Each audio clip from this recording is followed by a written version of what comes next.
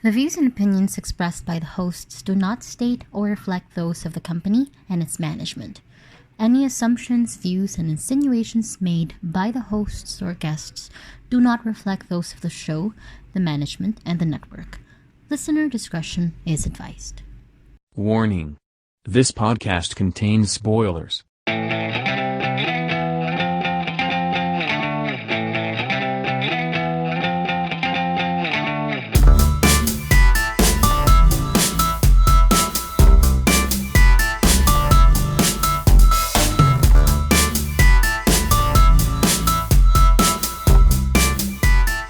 Third World Cinema Club.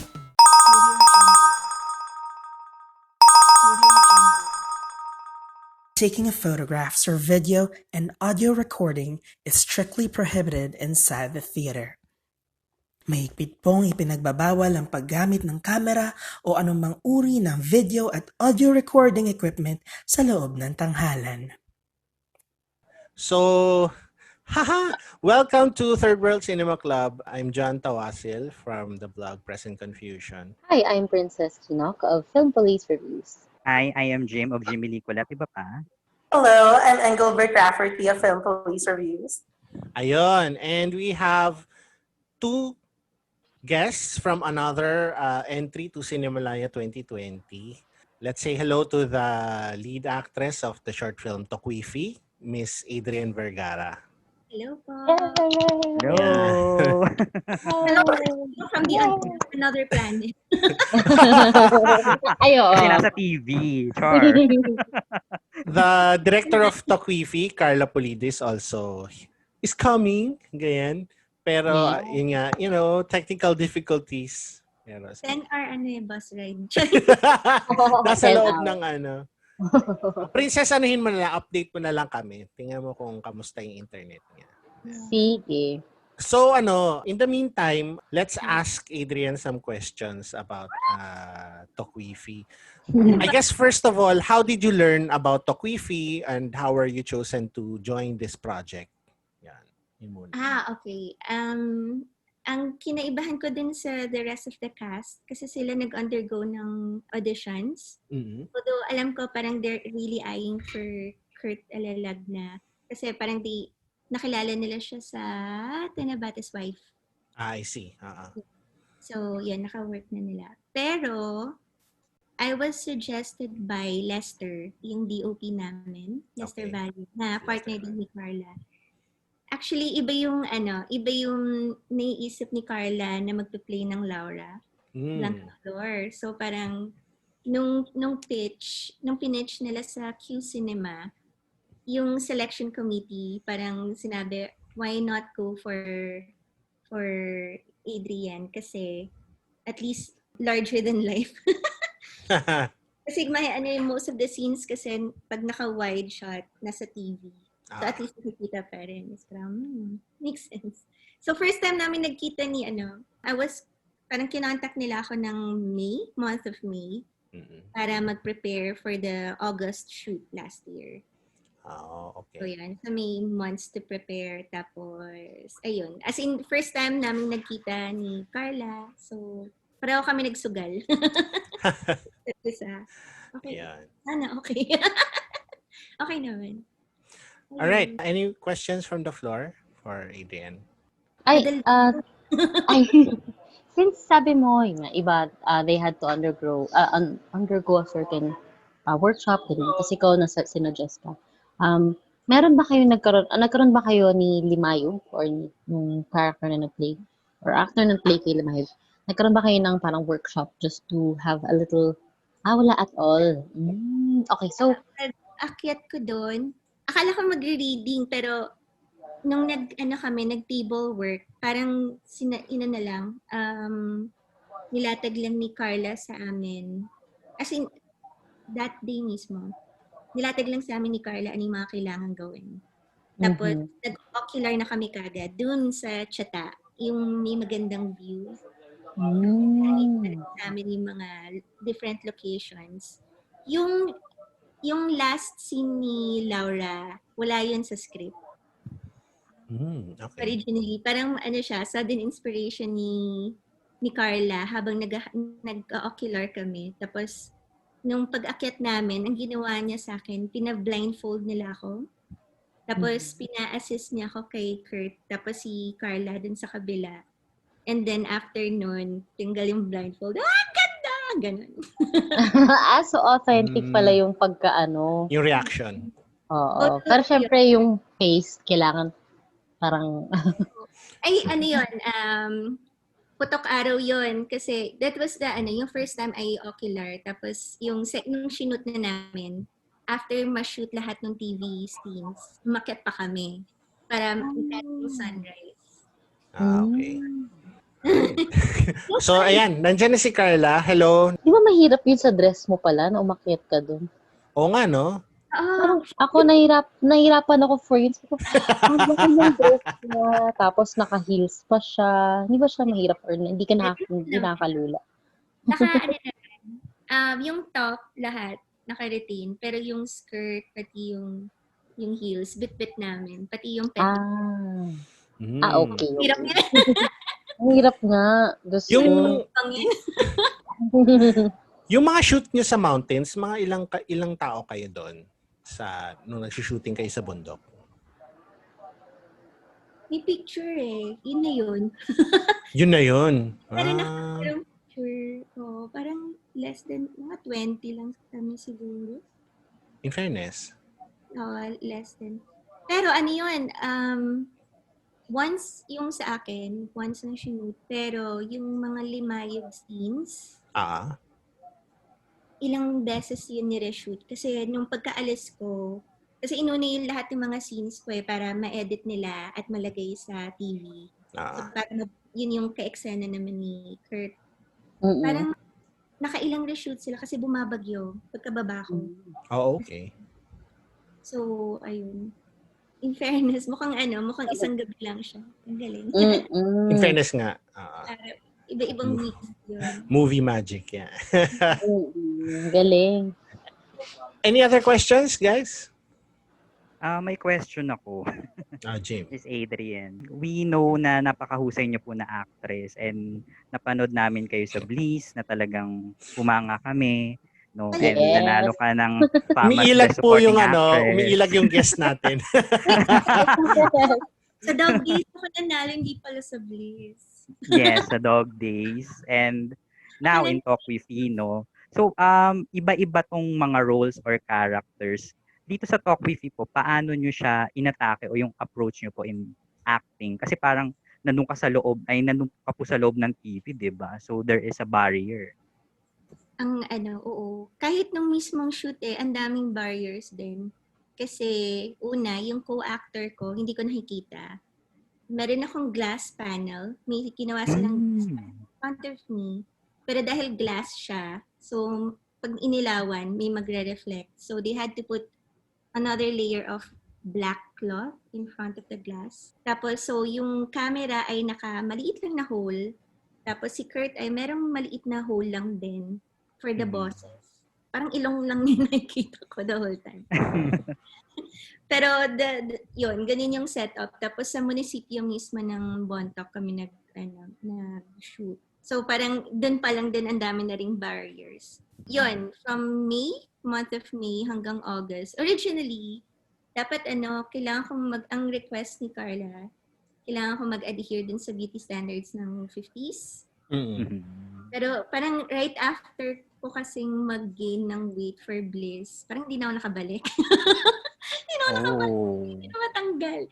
Tapos, sobrang naging struggle yun. Parang, ito pala, yay! Meron akong actors. Wow! Okay. Nice. So, nandito lahat ng mga parang siyang slam book na journal for Laura. And, yun, as in talagang mabusising tapos parang grabing discussion din with Carla kasi ang kailangan ko siya, parang ang homework ko, kailangan kong ma-fill in yung mga gaps na hindi nabanggit sa film. Like what happened before or bakit sino yung gusto niya pasabugin. Ito yung nung na-frustrate na ako. Gusto mo na lumabas ng TV. Yeah. As in talagang aral. Inaral ko talaga. So, para pagdating doon, prepared lahat na para mabilis na rin yung pag-shoot nila. Kasi mas komplikado yung shoot nila sa bundok. Ano ba? Ayun. Kailangan sobrang bonggang imagination yung kailangan baunin para ma-pull off. Tapos kailangan maka-create ng ganong universe. Para mag-effect. Yun nga eh. Para kung gawin nga siyang full length, ready. Sobrang ready. Ay, oo. Buo yung backstory ni Laura. Ayun. We love it. Talaga gusto ko. Charot. Rafi, may tanong ka? Pero, sa Adrian. Oh my God. First of all, cute. For number one, syempre, for Talk Wifi, being a part of Q Cinema and Cinemalaya. And then number two, for Teacher Kit. So, Virgin Lab. Yes. So, yung question is, well, number one, kasi nasabi na kanina ko, ano yung hardest na parang ginawa mo to fulfill the role. Ano naman yung learning or mga bagay na natutunan mo after the whole shoot, number one. Tsaka number two, medyo different topic na lang din from Talk Wifi. Do you plan on, on adapting Teacher Kit into a film? Yung pala, okay, bago ko tiningin yung first, balik ako din sa una ko palang sinasabi, na lost ako. Yung preparation ko pala for Laura, hindi ko na-achieve yung yung 50s na beauty standards. Pero ang gandahan nun, parang mas naintindihan ko si Laura at bakit niya nire-reject yun, ba't siya nagre-rebelde. And yun, yung kumbaga lahat ng pinaglalaban ni Laura lumabas dahil doon. So, ayun.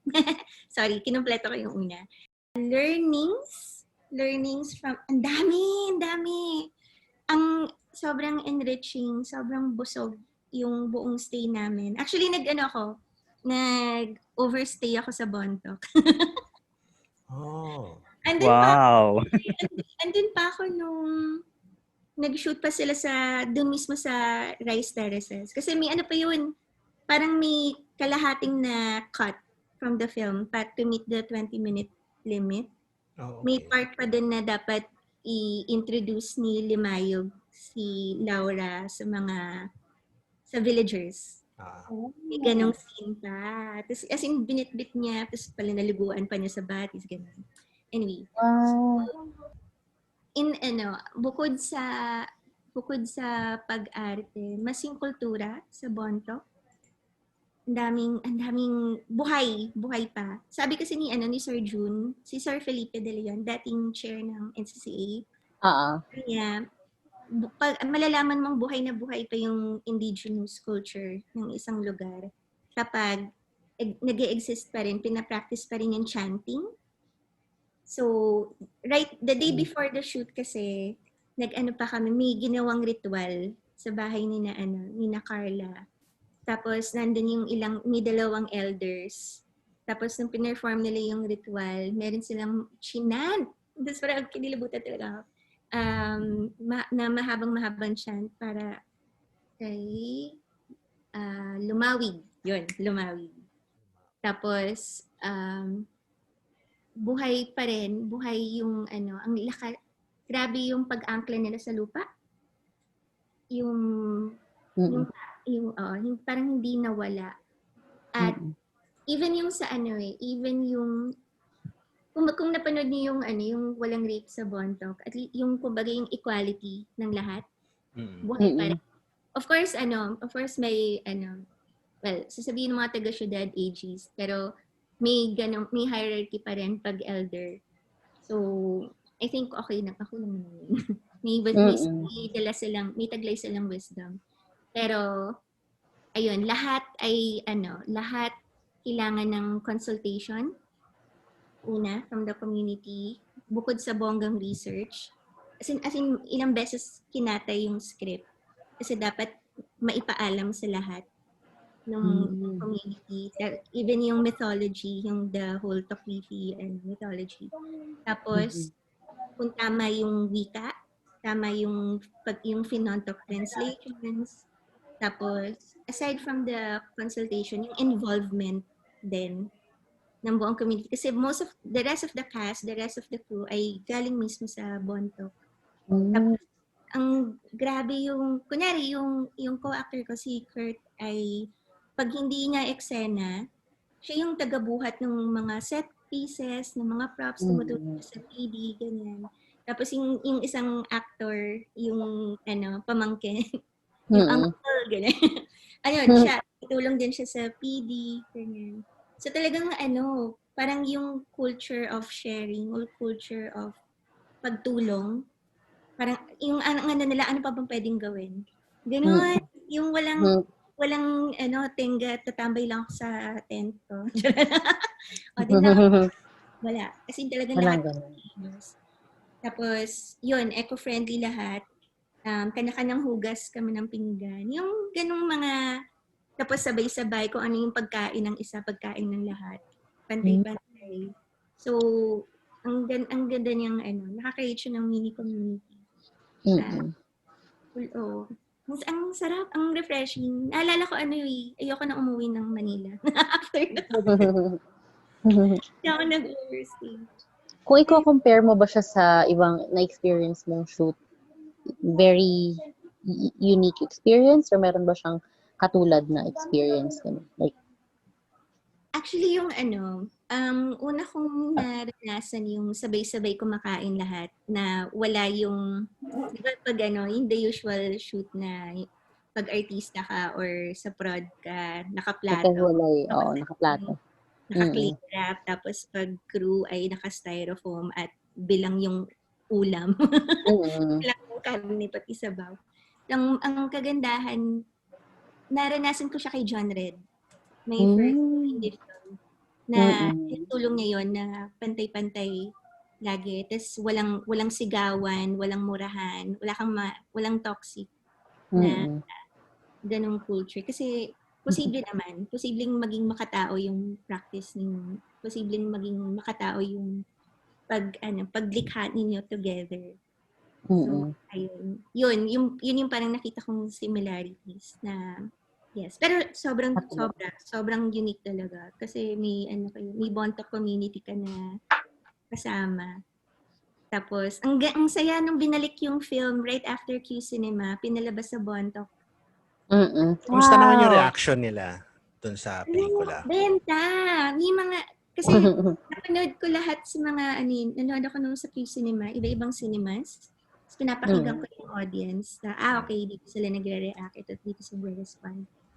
Pero doon ko na-gets, kaya pala sila tumatawa dito yung nagkanam, yung parang, yung si Limayog pala, gusto niyang, nangahamon na siya ng away. Gusto na, ganun na palang level. Kaya natawa sila dun. Daming nuances na ang kagandahan daw na they feel represented. Parang they felt na kilala sila nung gumawa. And parang, di ba parang may long history tayo sa Philippine cinema or even sa TV na parang di naman kami ganyan eh. Very misrepresented yung mga IP. Yun. So, at least ito, na-recognize nila at matatawag nilang sa kanila. Although, sabi din nung mayor, parang, next time dapat, yung lead actor, taga-Bontok na.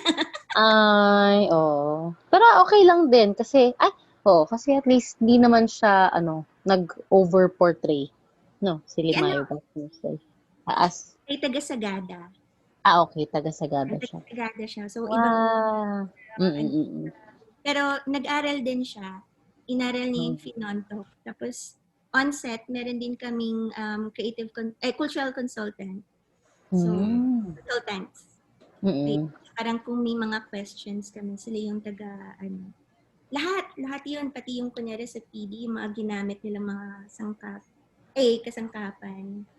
Yun. Very organic.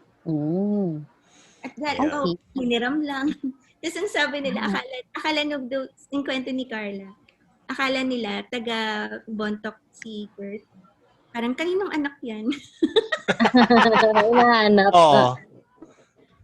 In fairness. Okay, okay. Last question from me.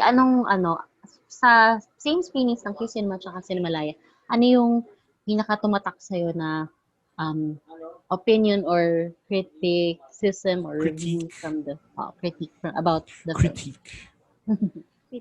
Both good and bad. So if you could cite the bad and the good, Okay lang. ano yung pinaka-naalala mo? Wait lang, di ba ako nasagot pala? Sorry. Ay, sige. Sorry.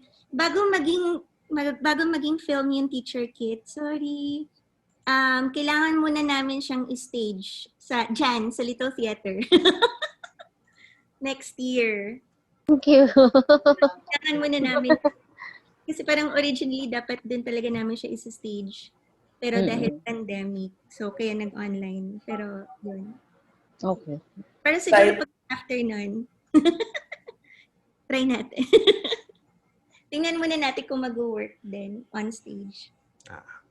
Ano bang Reaction, good or bad? Ang dami kasi grabe. Binabasa ko talaga lahat ng tweets. Yeah. Gusto ko yung binabasa lahat ng tweets. Nahiya naman ako. Nahiya rin ako. May review naman ako dyan. Pero hindi sa Twitter, sa blog ko nilagay. So, I guess for kung sino makakasagot, doon sa sinulat kong review ng Tokwifi nasa vlog ko. It's about yung rethinking yung cinematic cinematic language natin. Kasi yung pop culture natin, yung parang way of thinking natin is shaped by yung nag-colonize sa atin sa Amerikano, lalo na sa Amerikano, sa Spaniards, ganun. In terms of aesthetics, in terms of how women are depicted, in terms of how women are treated, also in terms of how indigenous people are treated. So yun yung, in my opinion, yun yung parang hina-highlight ng Tokwifi as a film. Yung hindi naman ganon ang babae, hindi naman ganon ang katutubo. Pero alam mo yun, sa filmmaking natin ngayon, lalo na sa mga, well, not all, but some, meron pa rin na nagpe-prevail pa rin yung ganong notions on aesthetics, on beauty, on depictions of anyone who's not, kunyari, from the capital or who's not a woman or who's not a man pala, or anyone who's not, yung nagko-conform sa yung usual na ito Pilipino, pero parang, di ba, may ganun.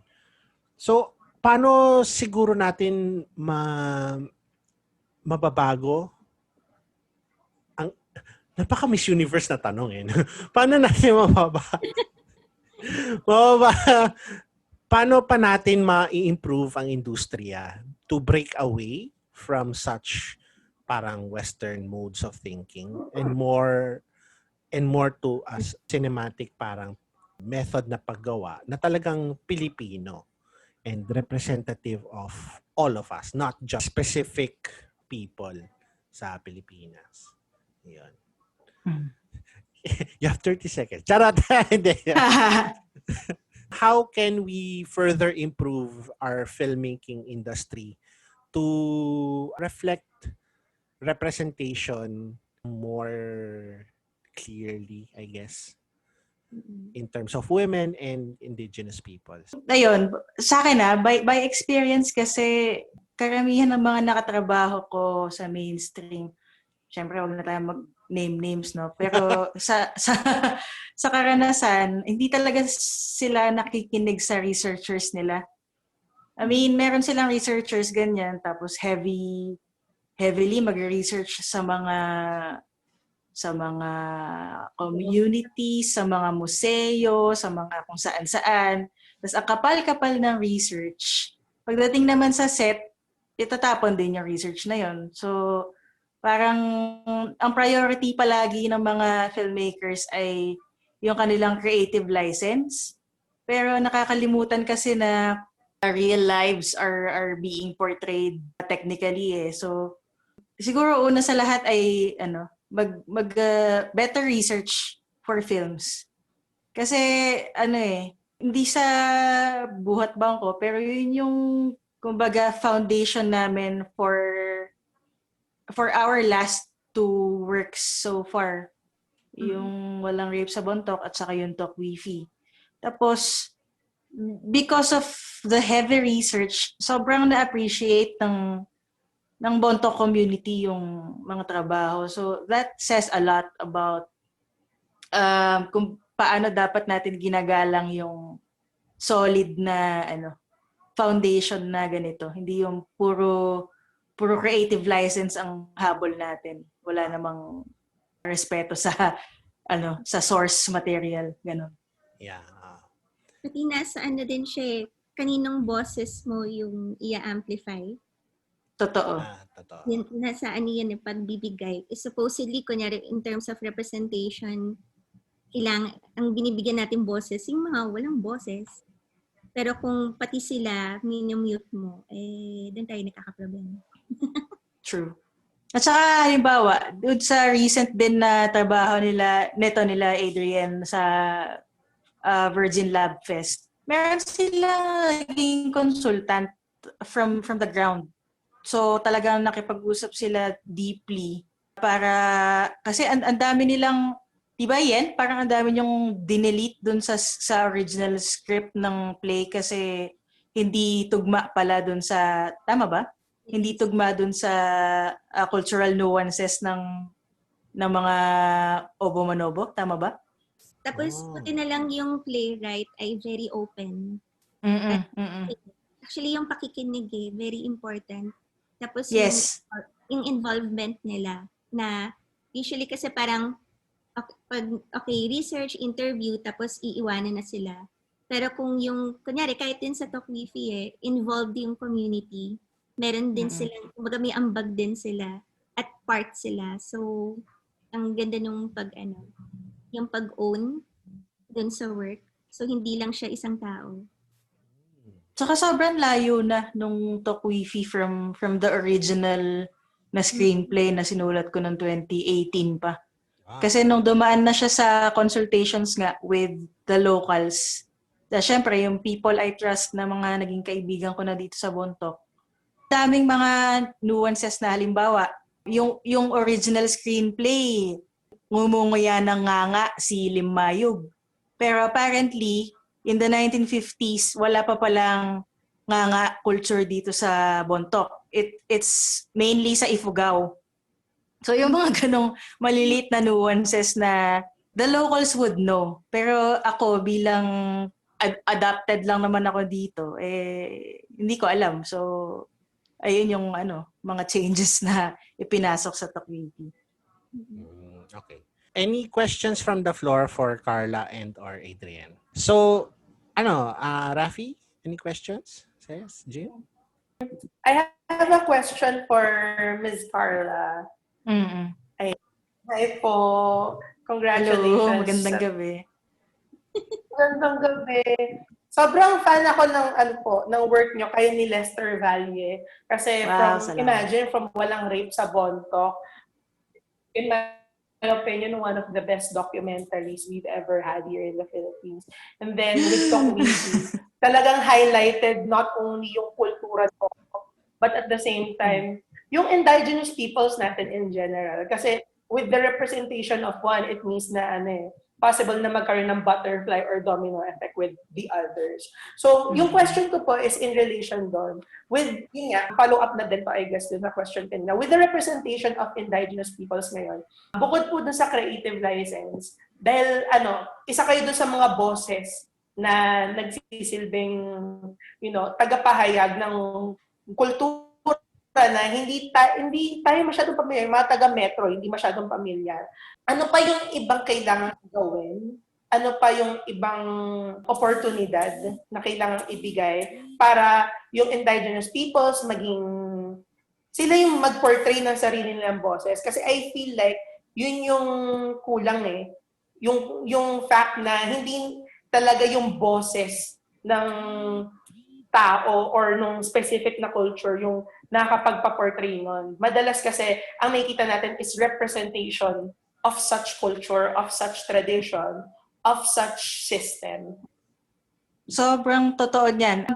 Yun din actually yung dahilan kung bakit kami ni Lester, since walang rape sa Bontoc, dito na kami talaga tumira sa Bontoc.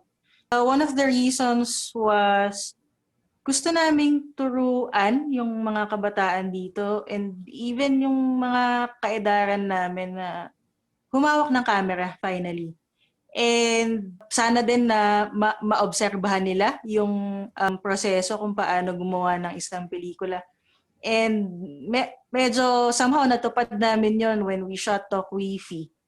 For a very long time kasi parang ang balita namin yung last na shoot dito sa Bontoc was isang pelikula pa ni Fernando Paul Jr. So imagine kung gaano nakatagal yun. Decades ago.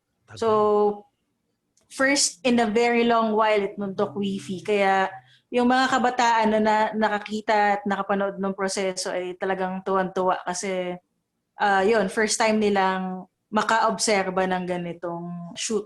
At saka pati yung sa proseso namin for Walang Rape sa Bontoc, hindi kami nagsasawang ikwento sa mga bata na dumadalaw dito sa studio kung paano yung prosesong ginawa. Ayan, saksi si Adrian kapag kami dinudumog kami ng mga bata dito sa studio para lang magpakwento. So ayun, sinasabi ko lang it takes a lot of or something na it takes commitment na matindi.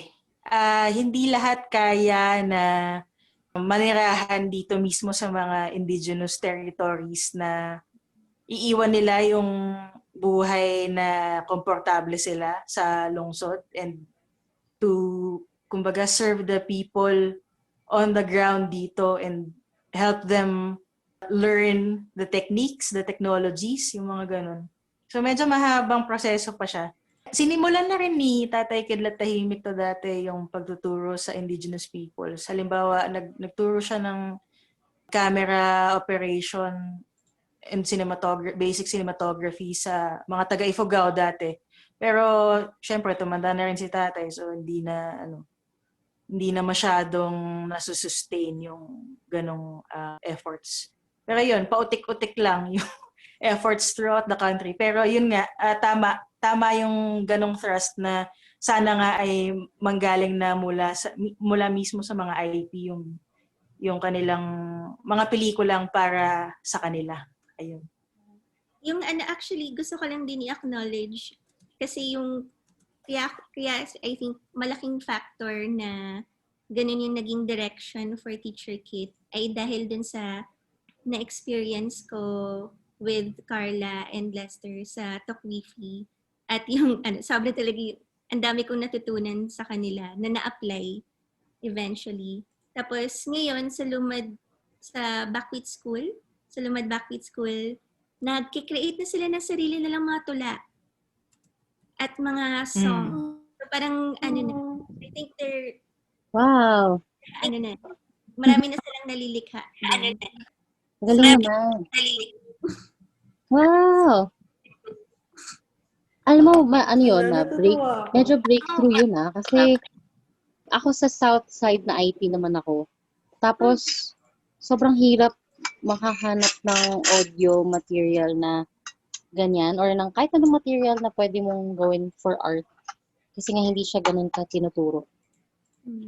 So, yun. So, sana, I think yung tanong ko sana, nasagot naman na ni Carla. Kasi nga, para sa akin, very authentic yung pagkaka-represent ng mga Bontocs dito sa pelikulang ito. May nakapagsabi na sana ginawa siyang factual representation, pero sabi ko, it's actually not. Pero enough siya. Kasi kahit na ganun yung atake niya is more on the folklore side, hindi niya ginawang documentary. Kasi parang usually, ang mga IT, ginagawa kami laging character study or lagi kaming parang historical study or document. Hindi naman, kasi dapat, laging ang tingin sa amin is mga specimen, ganyan. So, dito, kahit pa paano, na-break free yun na parang maiisip mo na it's a culture. It's part of our culture as Filipinos. or as for the people of Bontoc as a Bontoc person. Yun. Parang At saka kung naghahanap sila ng factual representation, sana napanood nila yung Walang Rape sa Bontoc. Yes. Sana yun na lang. I think nasa din siya, parang ang pinaka-key din, yung, alam mo yung walang othering. Yes. Yun yung parang, tao sa tao, tayong kasi una sa lahat, tao naman tayo lahat. So, ayun, parang kung doon mag-uugat, magsasangay-sangay, at matrato lahat na tao. Yeah. Wait. Tapos, natanong niyo na ba kay Adrian kung paano siya nagbago ng boses sa Tokwifi?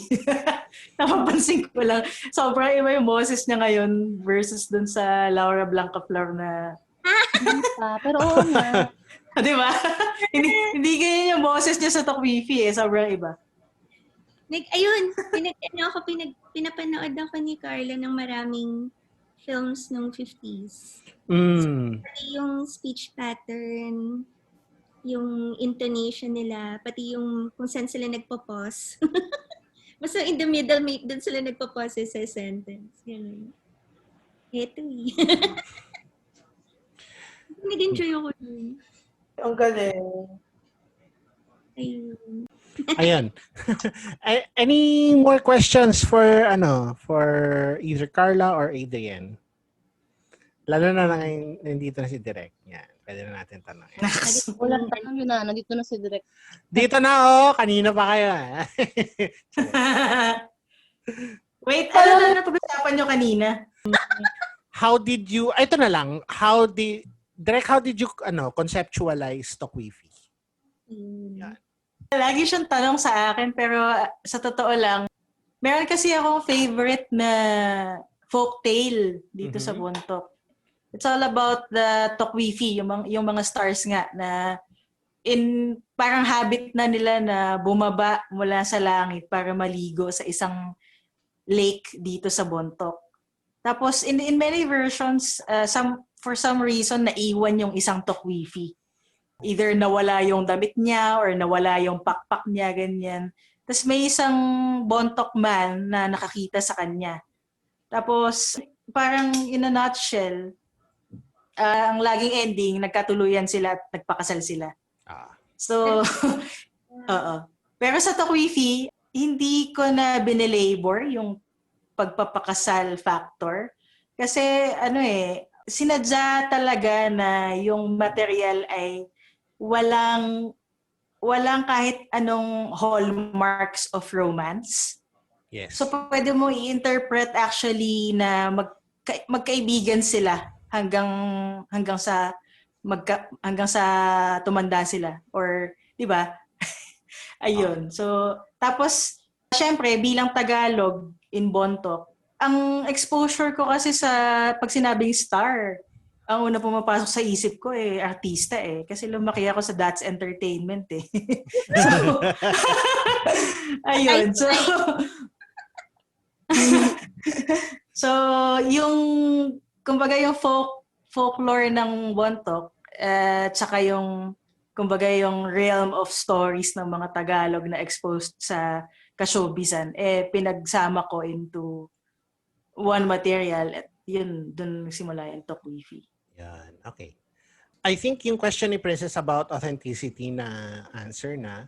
Tapos yung question naman ni Jim about since you were one of the filmmakers sa Walang Rape sa Bontoc, parang to what extent did it influence your making of Tokwifi? Sobra. Kasi if you remember kung napanood yun na yung docu, there's a part there na may in-interview kaming isang matandang babae at isang matandang lalaki who said, nung tinanong namin, how do you show affection po? Siyempre, sa TV, nakikita natin, nagkikiss sila, nag-embrace sila.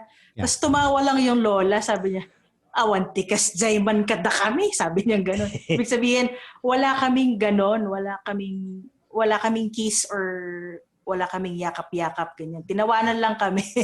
So, parang doon naloka ako kasi bilang yun nga, Tagalog na lumaki sa ka-showbizan nga na halik-halik, yakap-yakap, rosas-rosas. Sila walang ganun. So, ang tagal umikot sa utak ko nun. Tapos, it also improved our relationship kami ni Lester. Kasi si Lester, hindi siya sweet in the romantic sense eh. Pero masilbi siyang tao.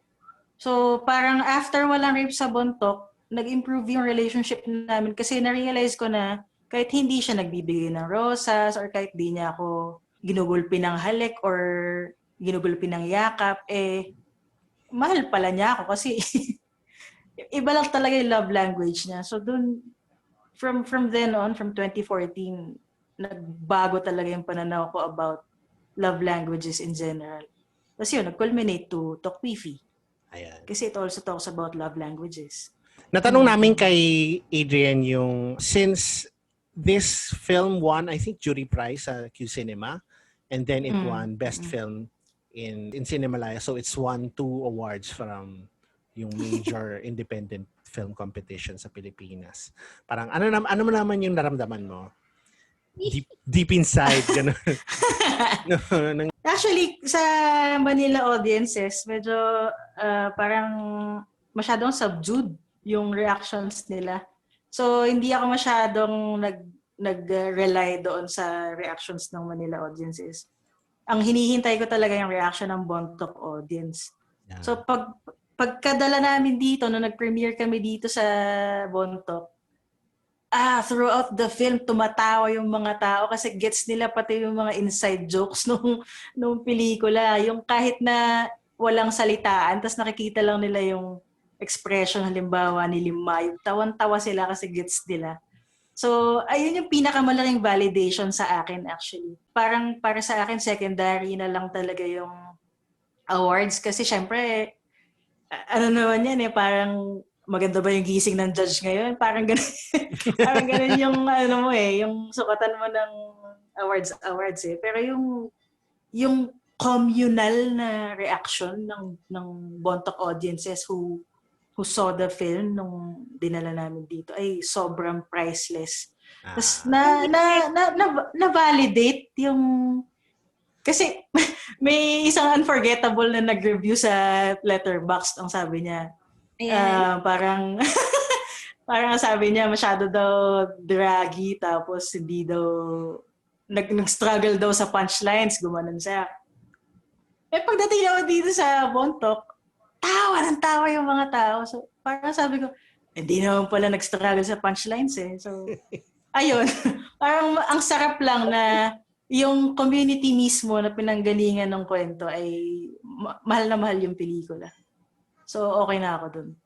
Yan, okay. Dito nagtatapos ang ating maliit na munting interview sa inyo dalawa. Maraming salamat, Adrian and Direk Carla. Ayun. I guess pa showbiz na lang, meron ba kayong project na gusto nyong i-plug bago tayo matapos? Parang yan. Wala naman. Tokwifi pa rin kasi gagala si Tokwifi in at least 3 ASEAN cities ngayong Setyembre, sa Bali, sa Ipoh, Malaysia, saka sa Bangkok, nice. Thailand for the Bangkok ASEAN Film Festival. Nice. Tapos yun nga, babalik din southward sa Cebu naman. Yay! For the Binisaya Film Festival. Kasama kayo sa Binisaya. Wow. Very nice. Inibitahan ni Keith Deligero, no less, Nax. So, kilig naman ako. Siyempre, idol ko yun di ba? Ayun, so, ayun lang. Adrian, ikaw naman, may project ka ba on the pipeline? With CPAT sa Comunidad X, may gagawin kaming 72-hour online performance. Wow! Wow! Isang online festival sa Singapore. Nice. Tama Box. Next week. Next week na pala yun. Good luck! Tapos yun, may sinushoot, ang funny, hindi ko pa pwedeng ma-disclose, pero may 2 BL series. Wow! Oh. Ano to? BBL. Alam mo ito, Carla, last year, di ba, right after Tokwifi, after ko shoot ng Tokwifi, I did Sila-Sila. Yes. Kami naman, sequel. Hi! Kami. Peter love story naman ulit. Din talaga yung sequence mo no? Oo nga eh. Sila too, kami. Ganun. Ayun. So ayun, muli, mula sa amin lahat. Maraming salamat sa inyong dalawa sa pagdalo. Catch Talk Wi-Fi in wherever you can find it legally, syempre. Ayan. May mga film festival na lalabas. I think Sea Shorts lalabas yan. Ayan. So... Sea Shorts. Sea Shorts, di ba? Ayan. So, until next time, Thank you po. This show is produced by Cutprint Podcast Network. Executive producer Patsy Ferrer. Head of Business Development KL Carpio. Creative Director Christine Alido. Podcast and Social Media Manager Nia Escondo. Sound Engineer Erica Santo Tomas. To advertise, email us at podcast@cutprintproductions.com. Third World Cinema Club.